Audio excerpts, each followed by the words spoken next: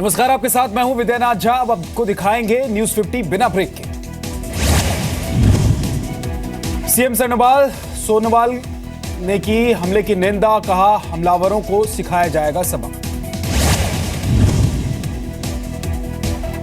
जाकिर नाइक के खिलाफ तेज हुई कार्रवाई, मुंबई में इस्लामिक रिसर्च फाउंडेशन के 10 ठिकानों पर एनआईए की छापेमारी।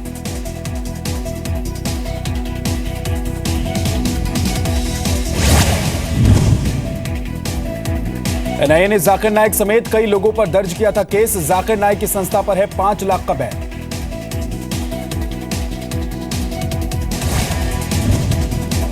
जाकिर के दफ्तर से एनआईए ने सभी कागजातों को सीलबंद कर कब्जे में लिया। एजेंसी के अधिकारियों के साथ मुंबई पुलिस भी रही मौजूद। जम्मू कश्मीर के नौशेरा में पाकिस्तान ने फिर तोड़ा सीज फायर, सुबह 10:15 बजे से भारी फायरिंग। अमेरिकी विदेश मंत्रालय के प्रवक्ता जॉन किर्बी का बयान, भारत आगे भी रहेगा अमेरिका का अहम साझेदार। तो प्रधानमंत्री इंदिरा गांधी की 100वीं जयंती आज, कांग्रेस अध्यक्ष सोनिया गांधी और राहुल ने दी श्रद्धांजलि। दिल्ली में इंदिरा गांधी की समाधि शक्ति स्थल पर कांग्रेस के नेताओं ने दी श्रद्धांजलि। पीएम मोदी ने भी ट्वीट कर दी श्रद्धांजलि। आज बैंकों में सिर्फ सीनियर सिटीजन्स के लिए बदले जा रहे हैं नोट, बाकी लोग आज नहीं बदल सकते। आज बैंक सिर्फ अपने ग्राहकों के निपटारा को लेकर कामकाज में जुटेगा। बैंक के ग्राहक अपने खातों से कर सकते हैं लेन देन।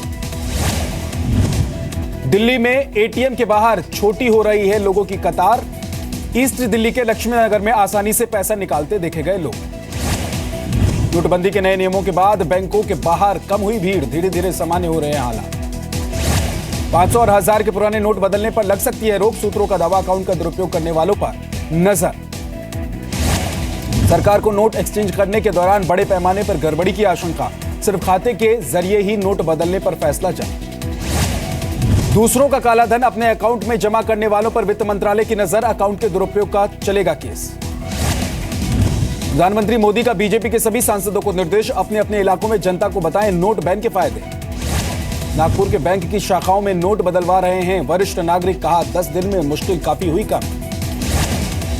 हैदराबाद में बैंक खुलने से पहले ही पहुंचे वरिष्ठ नागरिक, खास सुविधा की वजह से दिखा सुकून। भोपाल में मोबाइल एटीएम से लोगों को मिल रही है राहत, लोगों के आसानी से दिए जा रहे हैं नोट।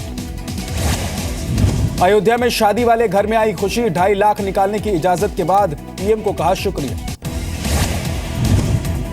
मुरादाबाद के एक व्यापारी ने बैंक में जमा किए 1,18,000 रुपए के खुदरा नोट, लोगों की सुविधा को देखते हुए लिया फैसला। नोटबंदी के बाद बीजेपी की पहली परीक्षा, 5 राज्यों की 12 सीटों पर वोटिंग जारी। उपचुनाव में लोकसभा की 4, विधानसभा की 8 सीटों पर मतदान। मध्य प्रदेश की शहडोल लोकसभा सीट के अलावा पश्चिम बंगाल की 2 और असम की 1 लोकसभा सीट पर वोटिंग, 22 नवंबर को आएंगे नतीजे। त्रिपुरा के बरजाला में उपचुनाव के दौरान दिखा मतदाताओं का उत्साह, सुबह से ही पोलिंग बूथ पर लोगों की भीड़।